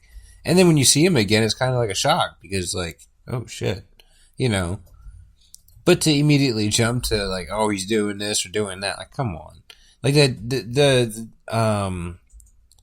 someone immediately jumped on it when the video and the picture came out. The dude that he had, I think it was the guy that he had the incident with at AEW, and dude was immediately all over his shit, like, accusing him of using performance enhancers and stuff like that. And it's like, dude, can't the dude do something naturally without you jumping on his shit just because y'all had some beef? You know? But hey, kudos to him. He's using the time wisely. He's you know, building his temple, or however they say it. So, you know, hey, you know, get yoked and come back and win the championship again. Slaughter Roman Reigns. There you go. Yeah. Oh yeah, do you guys want to get into Monday Night Raw? What happened afterwards? The night after? It was kind of interesting. Yeah, sure. Dude, like, we got it. First of all, Raw started at 2 p.m. Or was it 2? Or like 5? Yes. It was early as shit. It was 2 in the afternoon. Yeah. Because I was like, Tyler, you need to I was You at come work. upstairs and watch this because it's like Raw's early. I'm like, I want to get this done and out the way. Full disclosure, Tyler fell asleep and didn't watch Raw early. He had to catch up all the way up to like before the show started. Yeah. I heard this motherfucker on the other side watching Monday Night Raw. I don't know what you're on talking the other about. side of the First off, sound barrier. That last bit, there's fake news. You know, This guy doing his homework on the school bus, doing it in the classroom, doing it in the cafeteria, doing it as the teacher's collecting it. Okay, all right. Me, Listen. I did mine before I left for class. Man, I was good. I was done. As soon as I got home, finished it. Who carries Washing a my Raw. vacuum cleaner to class? That's crazy. Anyway, yeah, it was nice having Raw nice and early. We got Braun Breaker and Seth Rollins main eventing Raw. Finally, you can see these two go at it again. We got Oba going up against Penta, Carmelo Hayes, and Solo Sikoa in a fatal 4-way match to advance in the King of the Ring tournament, which we'll talk about that. We had Io Sky go against Roxanne Perez, Julia, and Lash Legend in a fatal 4-way to advance in the Queen of the Ring tournament. We'll talk about that too. Rey Mysterio and Dragon Lee, General Manager Rey Mysterio and Dragon Lee defeated Ethan Page and Rusev in tag action. Is there anything else you guys want to bring up specifically that one on Raw? We before we get into the King and Queen of the Ring. Anything you guys want to bring up on Raw? The King of the Ring tournament, that was pretty good. Yeah, so I think that was good. Nothing really special happened on Raw. I mean, we had the acknowledgement segment. Yeah. Let's talk about that. And like I said, I touched on that when we talked about the PLE. I mean, he came out, he acknowledged him, had some good emotion behind his delivery. So, I mean, kudos to Jacob for putting some emotion in his performance. That was that. We'll see what goes from there. The tournament matches, Oba won, obvious. Io won, obvious. Seth and Braun having their final match. Hopefully that thing is finally over and done with and they can move on to something else. Right, yeah. He had to see...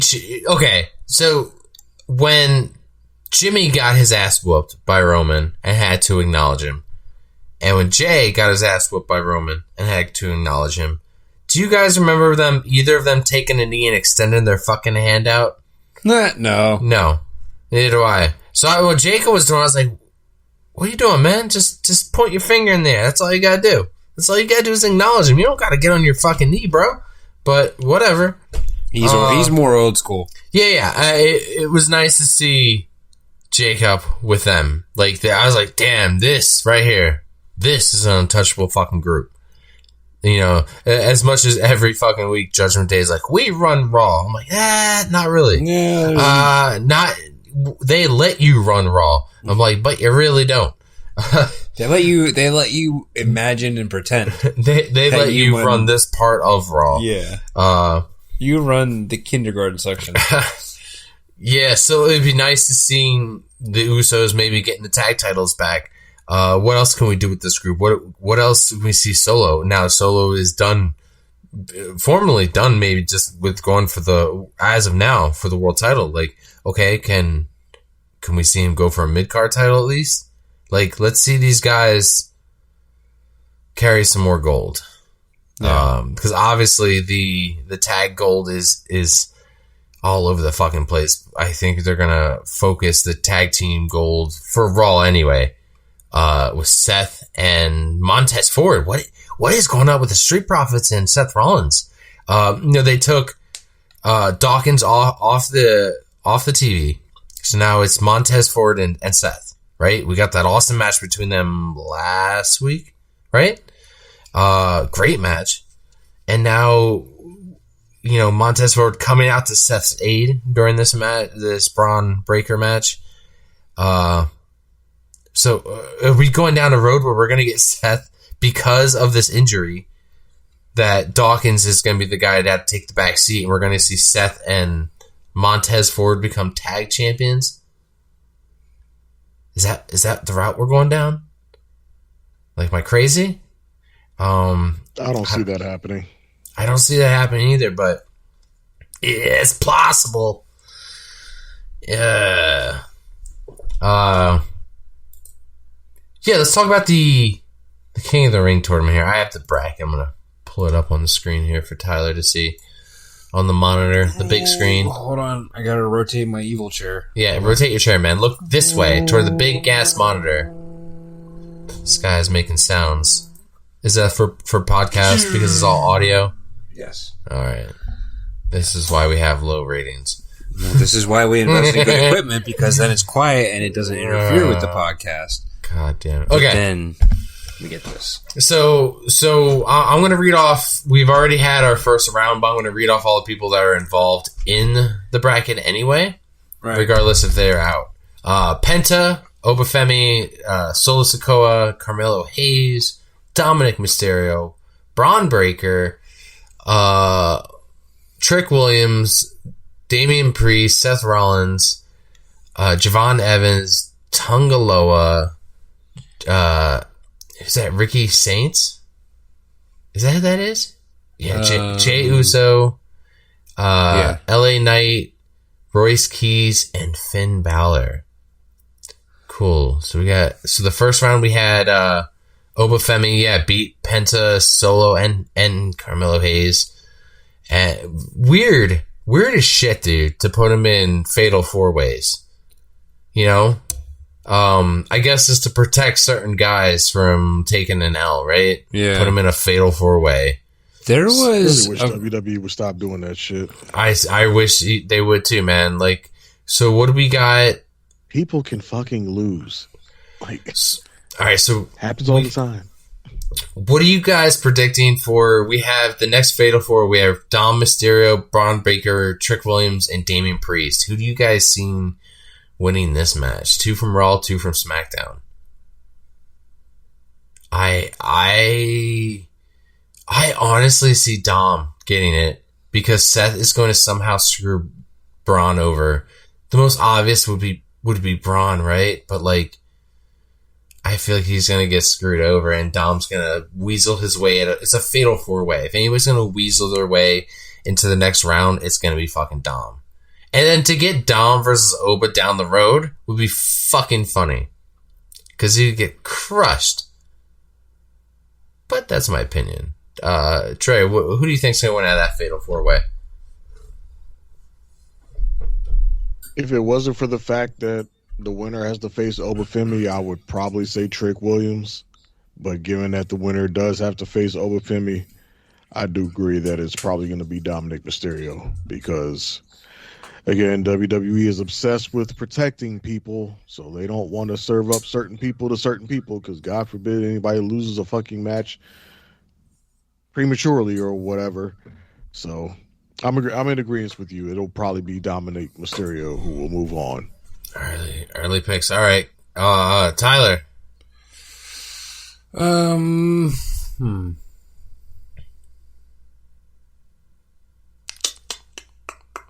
I had all day to think. Take 2 business days. There we go. Let's go. It's just podcast. Mysterio. You know, like in my fucking heart, I would really love to see Braun Breaker versus Obafemi, but we'll get there one day, right? 10 years from now. All right, across the board, on the other side, we got Rollins, Javon Evans, Tungaloa, and Ricky Saints. I see Javon Evans going through. Why not Seth Rollins? Because I see Braun Breaker screwing him over because Seth screwed him over on his end. Yeah, the feud's I feel like it's gonna continue. I don't think it's over yet.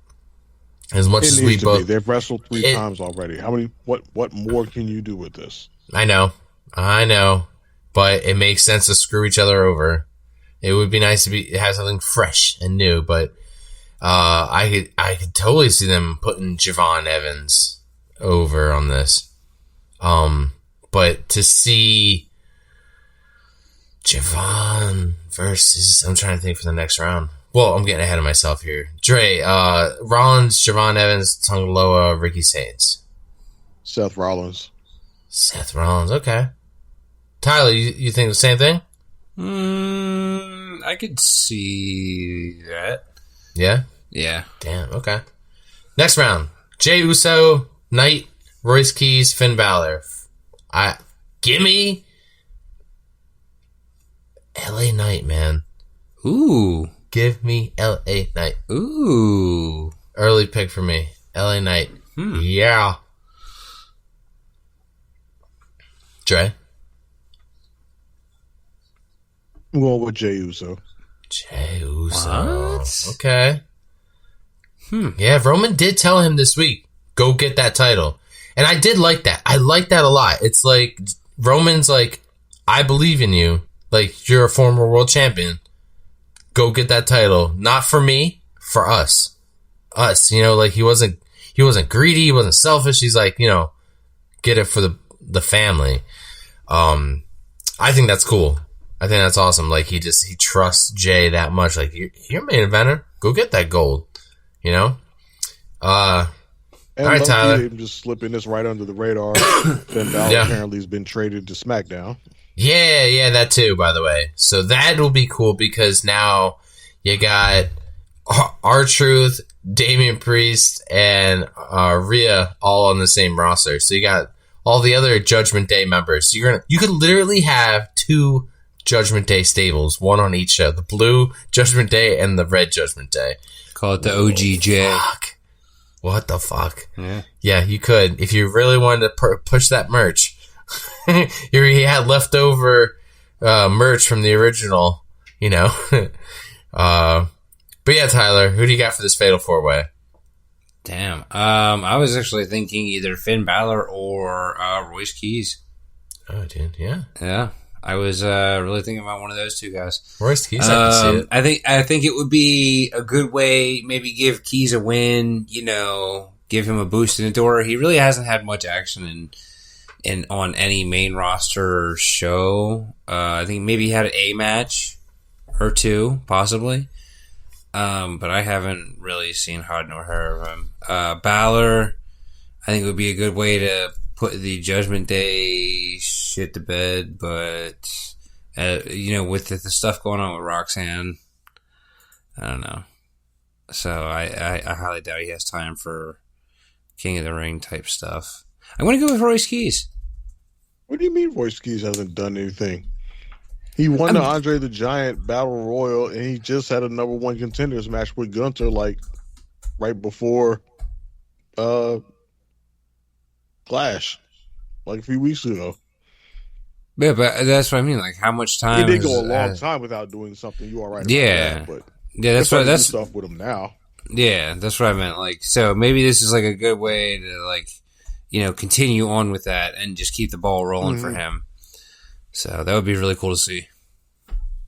I got you. Yeah. I mean, like, overall, early picks, I think you guys might all be on the same page here, but are we all going to go with Obafemi for this overall? Like, winning this? Because for me, it's, listen, if I'm going to, I want to, he should, and I feel like if it's not Oba, I would love LA Knight to get it. Because he always gets the short end of the fucking stick, man. Like, this man has either got to win the King of the Ring. If he can't win, earn a title shot and then win the title, you know, any other way, he's got to do it through this, Money in the Bank, or the Rumble. And I feel like this is where he could do it. But then again, like, a lot of these wrestlers run with the King gimmick after their win, and come on, man. Obafemi running with that King of the Ring gimmick, I think that would fit him perfectly. No. You don't think so? No, I think he would. I think he would absolutely clown his character. Really? Who do you think this would work for then? As a King? I think it'd be hilarious with Danhausen. Oh, but if he was in it, yeah, isn't even I think it'd be this. hilarious. But because they do earn a title shot at SummerSlam. That's also too we got to think of. This is a serious tournament. Yeah, this is a very serious tournament. Like you win a title shot at SummerSlam, which is in where, like Minnesota. So like we said, oh well, we could see Brock at SummerSlam, but that means Brock would have to be champion. So we're not seeing. You don't think so? Nope. Explain. If I were booking this, okay, go ahead. I would make SummerSlam the full-on coronation of Obafemi as the next top guy. And the way I would do that is one, Obafemi wins wins the King of the Ring. And King Obafemi, King of the Ring, does not make him look ridiculous. He already calls himself the ruler. Who rules? Kings. So there's that. I mean, yeah. And then I would have him, huh? No, I was agreeing. I was agreeing. Oh, okay. But yeah, going on. In the SummerSlam, I would have Obafemi pull double duty at SummerSlam. I would have him night one facing Brock Lesnar and defeating Brock Lesnar. Maybe not necessarily in the main event. Oh, that's right. SummerSlam is 2 fucking nights. Yeah. Damn it. It's too nice. So I would have Obafemi versus Brock Lesnar on night one. Yep. And then night two in the main event, Obafemi versus Roman Reigns. And have him defeat Roman Reigns for the championship. So you would have Obafemi coming out of SummerSlam, having beaten both Brock Lesnar and Roman Reigns in the same weekend, and the new world champion. If that don't tell the world that this motherfucker is him. Yeah. That he is that guy. Which guy? That guy. The guy. Exactly. I can't think of a better way to crown him or to solidify him as that guy at the top and that beast. Right. I think I know who the last two are going to be. I mean, the other person. I think it's going to be Keys. I think that would be cool to see. Versus Royce? Yeah. Yeah, I think that'd be cool to see. I need Royce Keys to get some cardio in. I need Royce Keys to start getting some more W's in before he can just go face Obafemi like that. I mean, it's a tournament. You know what I mean? He can rack up the W's in the tournament. I just need him to improve his look. I understand he ain't no spring chicken. I think he's like in his 40s as well, isn't he? Or late 30s? Yeah. That man got a gut. I don't remember him having that gut when he was in AEW. No.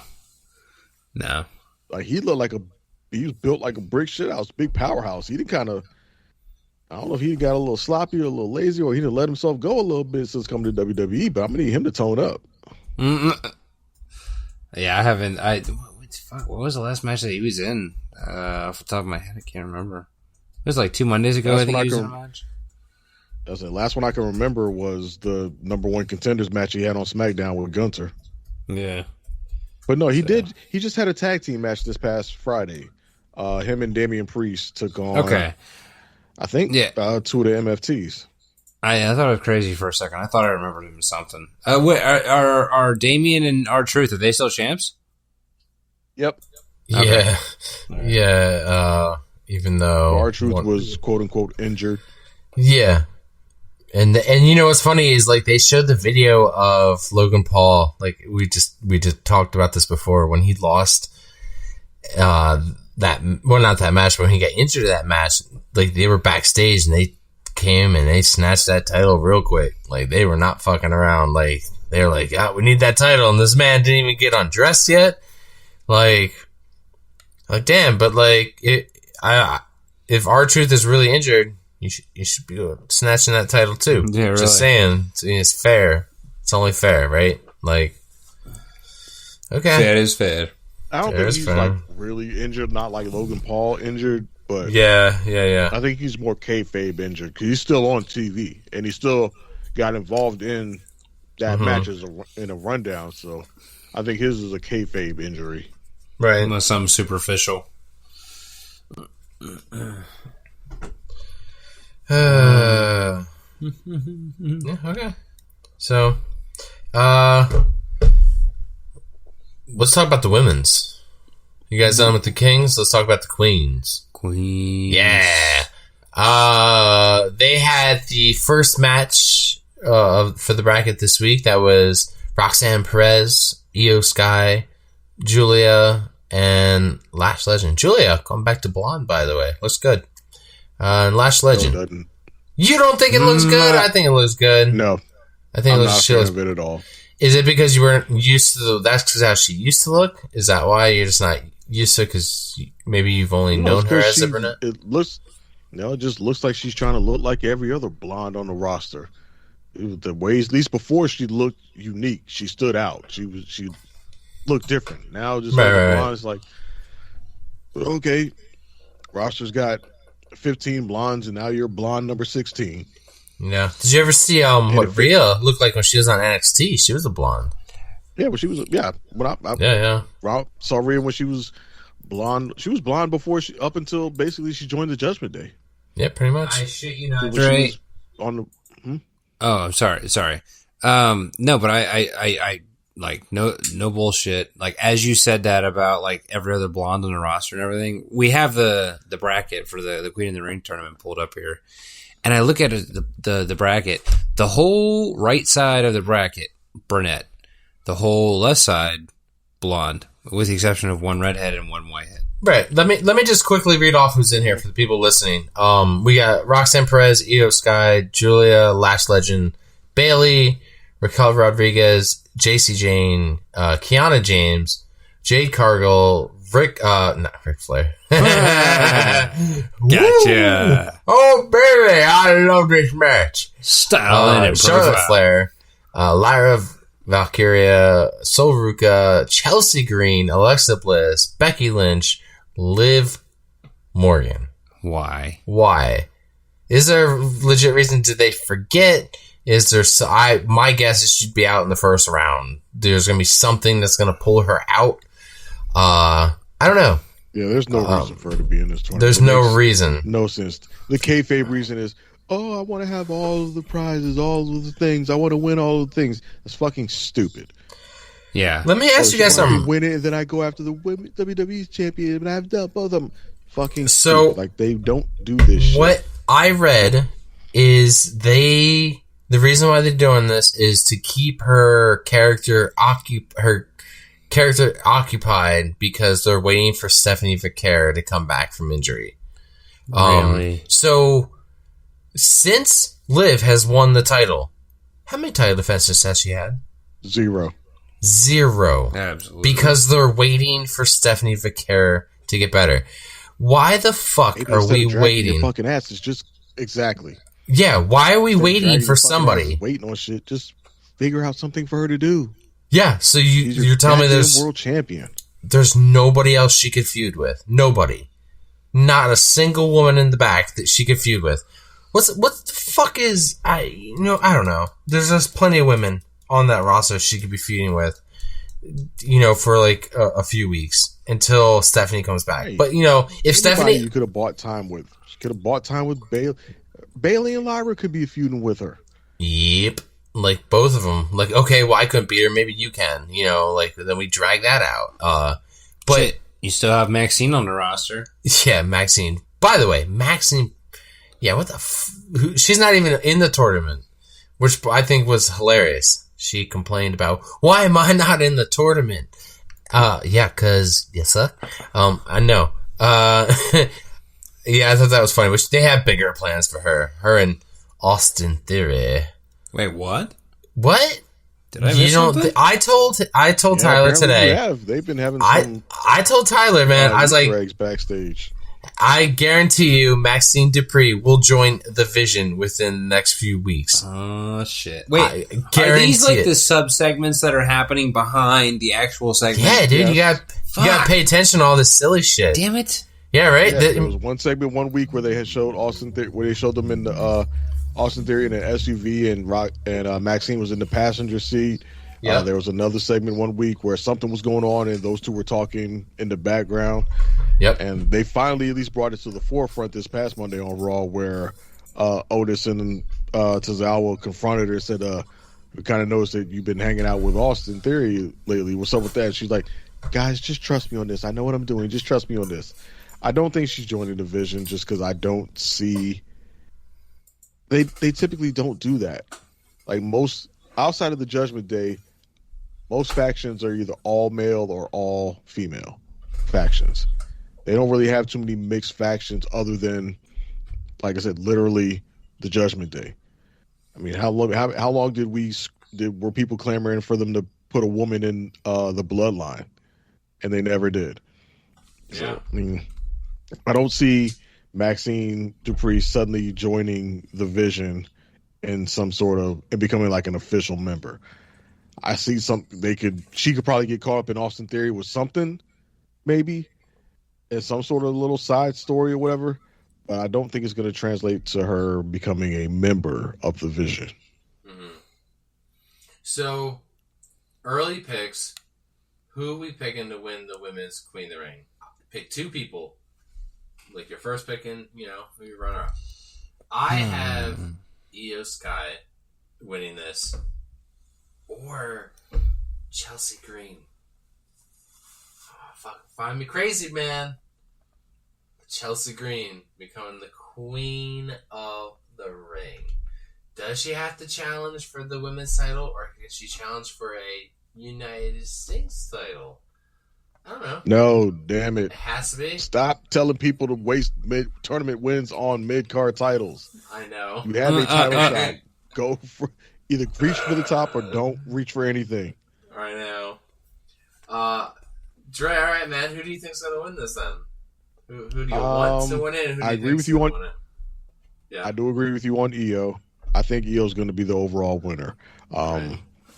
I see the finals probably being Io versus.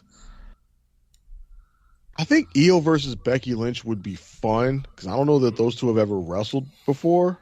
Mm-hmm. I think that would be a really dope match for Night of Champions. Doyle would be able to tell you. Yeah, but I don't think that's what we're going to get. I think we're probably going to get Io Sky versus Charlotte Flair. Okay. All right, Tyler. What do you think? Dre just read my mind, actually. Oh, God. I was thinking that one of three possibilities. Io Sky definitely is present in all three of them, but she's either facing off against Cargill, Flair, or in my dreams, Bliss. My heart always goes out to Bliss and hoping she wins something, but Flair or Cargill, I can see that happening. That's where I'm at with it. But yeah, Io winning overall. Yeah, that'd be cool. Because then you could... I mean, I think it's just obvious because we're going to get Io versus Rhea. Right? Rhea? Oh, I thought we were friends. Rhea? Yeah. I don't think so. You don't think so? You don't think this is where it's going? I think it's exactly where it's going. All right. Because Io is on Raw. I don't think Io is going to be on Raw and challenge and going to jump over to SmackDown to challenge her friend and take the title off of her friend. I think Io will. I think we're going to get Io probably Io versus Liv Morgan at SummerSlam. Nah, I don't think so. Nope. No, we'll see. I think we're going. I think Io versus Liv Morgan at SummerSlam, and we'll probably get Rhea versus Charlotte. Right. I think that beef is going to come to a head at SummerSlam, and we're going to get Rhea versus Charlotte Flair again, because they haven't wrestled each other since what, 39? Yeah, it's been a minute since I don't think they've wrestled since WrestleMania 39 when Rhea beat her for the SmackDown Women's title.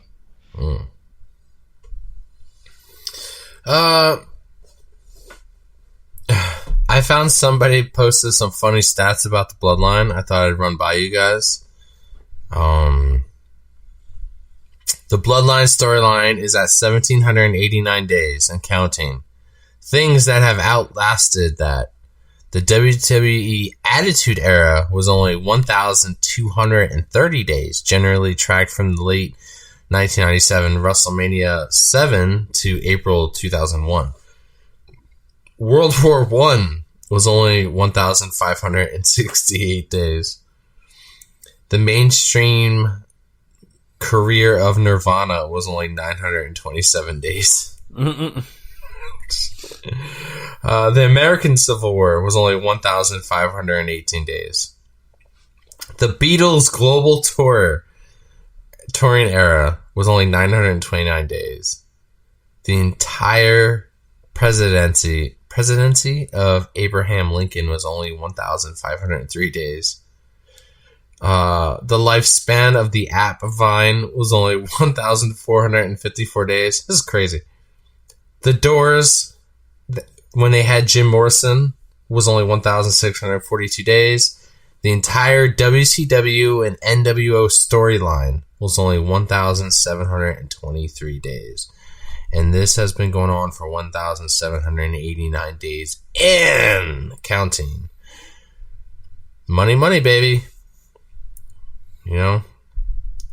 I think that's funny. Also, there was a house show in France the other day. I just want to read you guys this house show, how banger of a house show this was.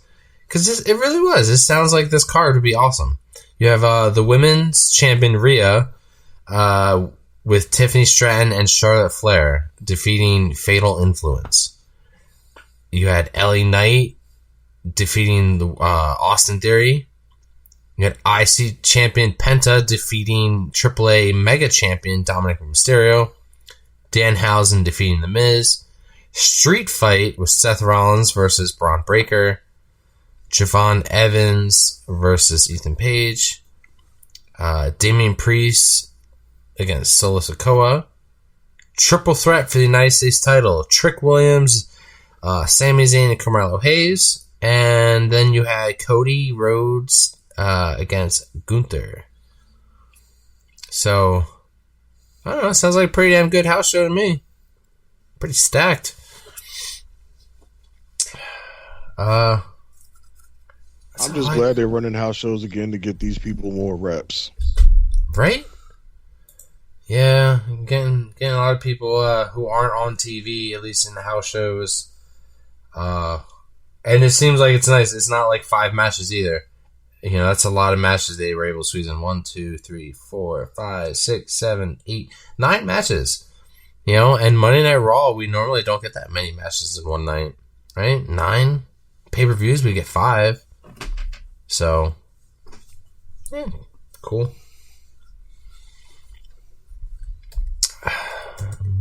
I don't know, Trey. What else is going on? You got anything else you wanna plug here? Nothing else really to plug other than Instagram.com/podcast championship wrestling as always.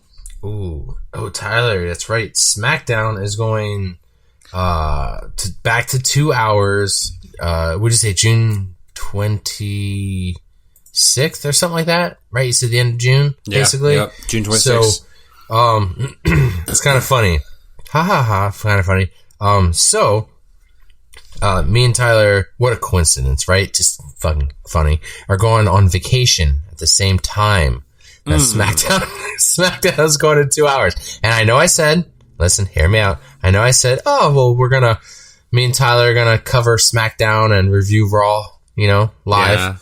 Yeah. We'll do that as soon as it goes to 2 hours. We promised we would, because we tried it twice, and the numbers were pretty good. promising. You know? They were promising. They were promising, and we promised, that we would do it. We did. But you're gonna have to wait an extra week, like after the first week of July, after we come back from our July 4th vacation, we recoup, and we'll try doing that. So give us a little bit more time. I promise. I'll even find a new theme song just for that episode, just for that show. Ooh. It'll be a separate show. It'll still be under the PCW banner, just like Raw and SmackDown. It'll have two different themes. God. Actually, I haven't created a new theme song in a minute, so it'll be kind of fun. So, but yeah, that's all I got, man. We fit a lot in here. We got Clash in Italy. We got some AAA wrestling. We talked about Raw. We talked about the King of the Ring. Damn. Talked about a little bit about SmackDown. There's just so much wrestling, dude. I'll tell you what. One more thing I'm gonna squeeze in here. I did watch some TNA, but it was some really old TNA. Sometimes when I go to sleep in my room, I want to put something on, but I don't want to put something on that I'm going to FOMO, miss out on, episodes. So you put on TNA. So I put on something that can just be on in the background. So I go to my Roku, right? And I go, oh, what's on live, right? Like TNA, they have some old TNA episodes. So it was like the Octagon Ring. Oh, the back in the day stuff. When ICP fought with them. Yeah. And it's funny because I think it was Laredo Kid was in one of the matches. And I was like, oh, what a coincidence. Because wasn't he just on a AAA, PLE? And I was like, man, I wouldn't have known that if I didn't watch AAA wrestling. Right? It was pretty cool. So, yeah, if you want to go to sleep, you just put on some old episodes of wrestling so you don't have FOMO because you've seen it all. TNA, put me to sleep. That's all I got, man. Let's get the hell out of here. Later. Yep, later. Later, y'all. You are the world's dumbest son of a bitch. The fact that day in and day out for almost 6 years I have proved to everybody in the world that I am the best on this microphone, in that ring, even at commentary. Nobody can touch me. You are not ready for Oscar! Because the Street Profits are up and we want the smoke. You're next! Talk about your Psalms, talk about John 3:16. Austin 3:16 says I just whipped your ass. Well, let me tell you something, brother.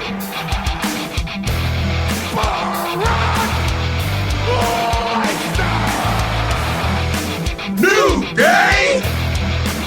Cream will rise to the top. Oh yeah, Macho Madness here. Welcome to the Kevin Owens Show.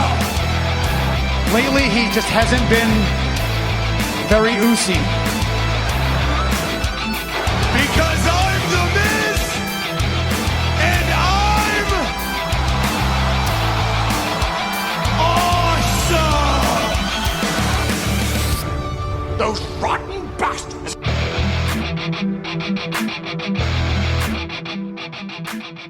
Bye-bye, bitch.